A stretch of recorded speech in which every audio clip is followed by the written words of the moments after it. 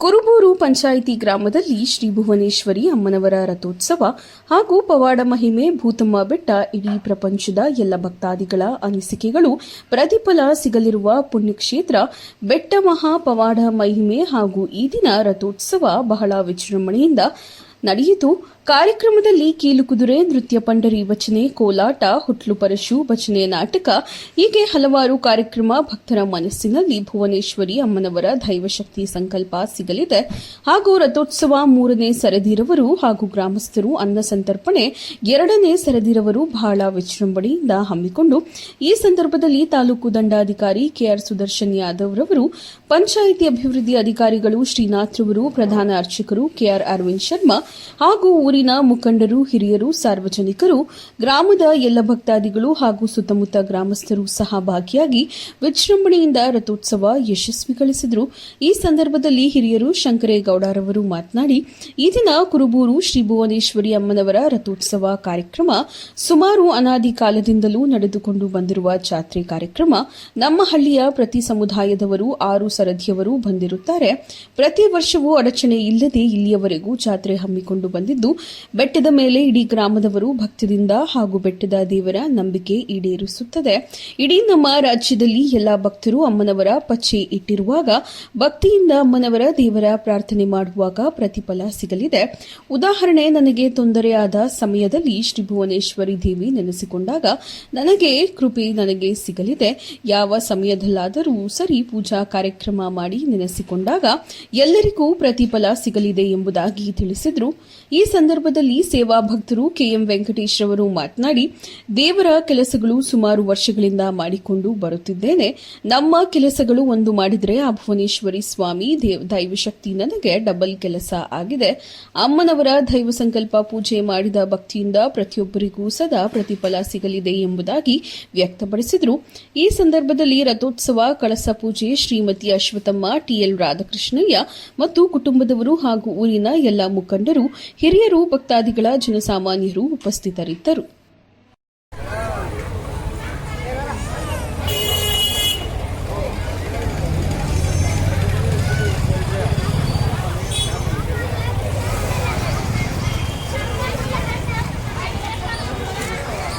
ಪ್ರತಿಯೊಬ್ಬರಿಗೂ ಆ ಒಂದಲ್ಲ ಒಂದು ರೀತಿಯಲ್ಲಿ ಅವ್ರಿಗೆ ಅನುಭವ ಆಗಿದೆ.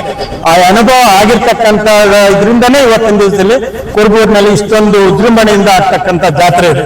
ಆ ಭುವನೇಶ್ವರಿ ತಾಯಿ ಏನಿದಾರೋ ಅವರಲ್ಲಿ ಭಕ್ತಿಯಿಂದ ನಮನ ಮಾಡಿಕೊಂಡು ಅವರಲ್ಲಿ ಏನ್ ನಾವು ಬೇಡ್ಕೊಳ್ತೀವೋ ಅದನ್ನ ಖಂಡಿತವಾಗ್ಲೂ ಈಡೇರಿಸ್ತದೆ ಅಂತ ಹೇಳ್ಬಿಟ್ಟು ಎಲ್ಲರ ನಂಬಿಕೆಯಿಂದ ಇವತ್ತಿನ ದಿವಸದಲ್ಲಿ ನಾವೆಲ್ಲ ಸೇರಿದೆ.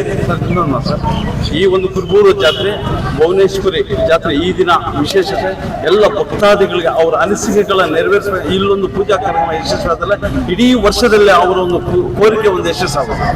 ಖಂಡಿತವಾಗಲು ಏನು ಇಲ್ಲಿ ಇವತ್ತಿನ ದಿವಸದಲ್ಲಿ ಇವತ್ತು ಒಂದು ದಿವಸ ಅಂತೇಳಿಲ್ಲ ನೀವು, ಯಾಕಂದ್ರೆ ಸದಾ ಆ ಒಂದು ಅಮ್ಮವರ ದೇವಸ್ಥಾನಕ್ಕೆ ಯಾವುದೇ ಬಾಗಿಲಿಲ್ಲ. ಪ್ರತಿಯೊಬ್ಬರು ಹೋಗಿ ಅವರಿಗೆ ಇಚ್ಛೆ ಬಂದಂಗೆ ಆ ಅಮ್ಮ ಹತ್ರ ಬೇಡ್ಕೊಂಡು ಕಡ್ಡಿ ಎಣಿಸಿ ಕರ್ಪೂರ ಮಾಡಿ ಏನು ನಮ್ಮ ಹಿಂದೂ ಸಂಪ್ರದಾಯ ಪ್ರಕಾರವಾಗಿ ಏನು ಪೂಜೆ ಸಲ್ಲಿಸ್ತೀವೋ ಆ ಪೂಜೆ. ನನ್ನ ಹೆಸರು ವೆಂಕಟೇಶ್ ಅಂತ. ನಾನು ದೇವರ ಕಾರ್ಯವನ್ನು ಸುಮಾರು ವರ್ಷಗಳಿಂದ ಮಾಡ್ಕೊಂಡು ಬರ್ತಾ ಇದ್ದೀನಿ. ದೇವರಿಗೆ ಅಲ್ಲಿ ಬೇಕಾದಂತ ಸಕಲ ಸೌಕರ್ಯಗಳನ್ನ ಊರಿನ ಪ್ರಮುಖರು ಹಾಗೂ ನಾನು ಸಹ ಭಾಗವಹಿಸಿ ಒಳ್ಳೆ ಕಾರ್ಯಕ್ರಮವನ್ನು ಮಾಡ್ತಾ ಇದ್ದೀವಿ. ಅಲ್ಲಿ ನಾವು ಬೇಡಿಕೊಂಡದನ್ನು ಕೊಡುವ ದೈವ ಭಕ್ತೆ, ನಮ್ಗೆ ದೈವ ಕೊಡುವ ಭಕ್ತೆ. ನಾವೇನು ಬೇಡ್ಕೊಂತೀವೋ ಅದನ್ನು ಪಕ್ಕ ಕೊಡ್ತಾರೆ. ನಾನು ಸುಮಾರು ನಮ್ಗೆ ಎಕ್ಸ್ಪೀರಿಯನ್ಸ್ ಆಗಿದೆ. ನಾನು ಸುಮಾರು ಏನ್ ಕೆಲಸ ಮಾಡ್ತೀನಿ ಡಬಲ್ ಕೆಲಸ ಆಗ್ತಾ ಇದೆ. ನಾನೇನು ಅನ್ಕೊಳ್ತೀನೋ ಇನ್ನ ಡಬಲ್ ಕೆಲಸ ಮಾಡಿಸ್ಕೊಳ್ತಿದಾರೆ ದೇವ್ರ ಜೊತೆ. ಸುಮಾರು ನಾನು 2000 ದೂರ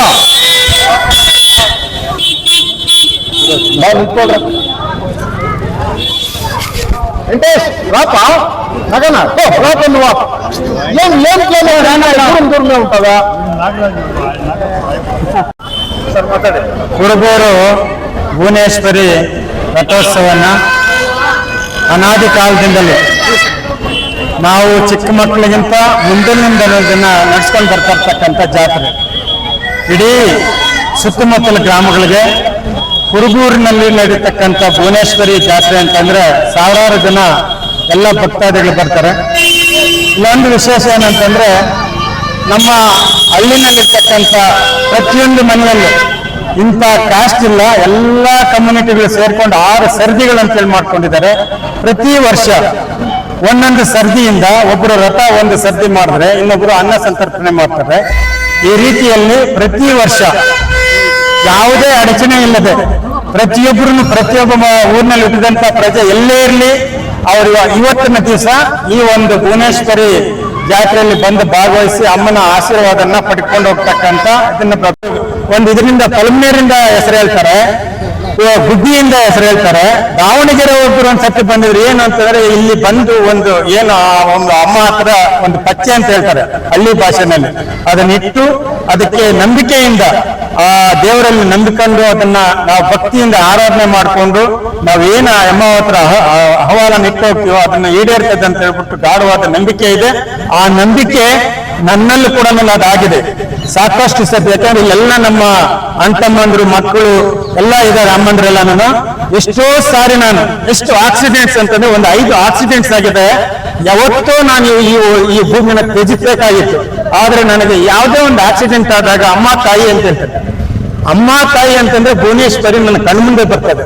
ಇವತ್ತರವರೆಗೂ ನನಗೆ ಇಷ್ಟೊಂದು ನಿಮ್ಮ ಮುಂದೆ ನಾನು ಮಾತಾಡ್ಬೇಕು ಅಂತಂದ್ರೆ ನನಗೆ ಏನೂ ಆಗಿಲ್ಲ.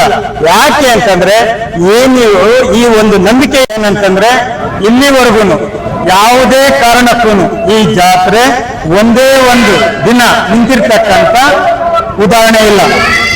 ಬೆಟ್ಟದ ಮೇಲೆ ಕಡೆ ಅಮ್ಮವನ್ನು ನೆಲೆಸಿರ್ತಕ್ಕಂಥದ್ದು ಭುವನೇಶ್ವರಿಯವರು. ಬೆಟ್ಟದ ಮೇಲಿಂದ ಇಡೀ ಸುತ್ತಮುತ್ತಲ ಗ್ರಾಮಗಳಿವೆ ಮತ್ತು ಅದರಲ್ಲೂ ವಿಶೇಷವಾಗಿ ಕುರುಬೂರು ಗ್ರಾಮಸ್ಥರಿಗೆ ಇಲ್ಲಿರ್ತಕ್ಕಂಥ ಪ್ರತಿಯೊಬ್ಬರಿಗೂ ಆ ಒಂದು ತಾಯಿ ಮೇಲೆ ಯಾರ ನಂಬಿಕೆ ಇಟ್ಟು ಯಾರು ಅವರಲ್ಲಿ ಜ್ಞಾನ ಮಾಡ್ಕೊಳ್ತಾರೋ ನಮ್ಮ ಕಾರ್ಯ ಮುಂದಿನ ವರ್ಷಕ್ಕಷ್ಟು ನಮ್ದೆಲ್ಲನೂ ಸಾಲುವಾಗಲಿ ಅಂತ ಹೇಳ್ಬಿಟ್ಟು ಆ ನಂಬಿಕೆಯನ್ನ ಈಡೇರಿಸಿರ್ತಕ್ಕಂಥ ಅಂತದನ್ನ ನಡೀತಾ ಇರ್ತದೆ. ಆ ಒಂದು ನಂಬಿಕೆಯಲ್ಲಿ ಪ್ರತಿ ವರ್ಷ ಪ್ರತಿ ಇದರಲ್ಲೂ ಹೆಚ್ಚಿನ ಜನಸಂಖ್ಯೆಯಲ್ಲಿ ಭಾಗವಹಿಸಿ ಈ ಒಂದು ಜಾತ್ರೆಯನ್ನು ನಡೆಸ್ಕೊಂಡು ಬರ್ತಾ ಇರ್ತಕ್ಕಂಥ ಜಾತ್ರೆ ಇದಾಗಿದೆ. ಕುರುಬೂರು ಭುವನೇಶ್ವರಿ ಜಾತ್ರೆಯಲ್ಲಿ ವಿಶೇಷವಾಗಿ ನಡೀತಕ್ಕಂಥ ಜಾತ್ರೆ ಇದೆ. ಚಿಂತಾಮಣಿ ತಾಲೂಕು ವ್ಯಾಪ್ತಿ ಕುರುಬೂರು ಈ ಒಂದು ಗ್ರಾಮದಲ್ಲಿ ಪಂಚಾಯತ್ ವ್ಯಾಪ್ತಿ ಕುರುಬೂರು ಈ ಭೂತಮ್ಮ ಒಂದು ವಿಶೇಷತೆ, ಒಂದು ಜನರಿಗೆ ಒಂದು ಅಗ್ಗಾರ ಇದರಲ್ಲೇ ಅಲ್ಲಿ ಒಂದು ವಿಶೇಷ ಪೂಜೆ ಮಾಡಿಕೊಂಡ್ರೆ ಆ ಒಂದು ಪರಿಹಾರ ಆಗುತ್ತೆ ಒಂದು ನಂಬಿಕೆ ಇದೆ. ಪ್ರತಿಯೊಬ್ಬರಿಗೂ ವಿಶೇಷವಾಗಿ ಚಿಂತಾಮಣಿ ತಾಲೂಕಿ ಅಂತಲ್ಲ, ಇಡೀ ನಮ್ಮ ರಾಜ್ಯದಲ್ಲೇ, ಯಾಕೆಂದ್ರೆ ನಮ್ಗೆ ಗೊತ್ತಿರೋದಿಲ್ಲ. ನಾನು ಒಬ್ಬನೇ ಹೋಗಿರ್ತೇನೆ ಅಮ್ಮ ಒಂದು ಪೂಜೆಗೆ. ಅಲ್ಲಿ ನಾನು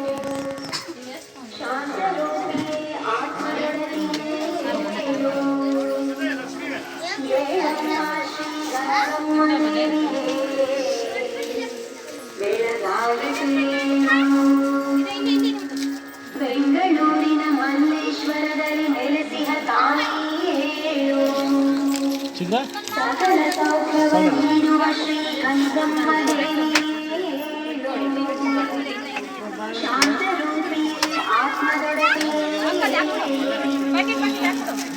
ಏಳಮ್ಮ ಶ್ರೀ ಗೌರಮ್ಮ ಬೆಳಗಾಗುತ್ತೇಳು ಪರಿಪಾಲಿಸುವ ವರ ನೀಡಲು ಬಾ ಗಂಗಮ್ಮ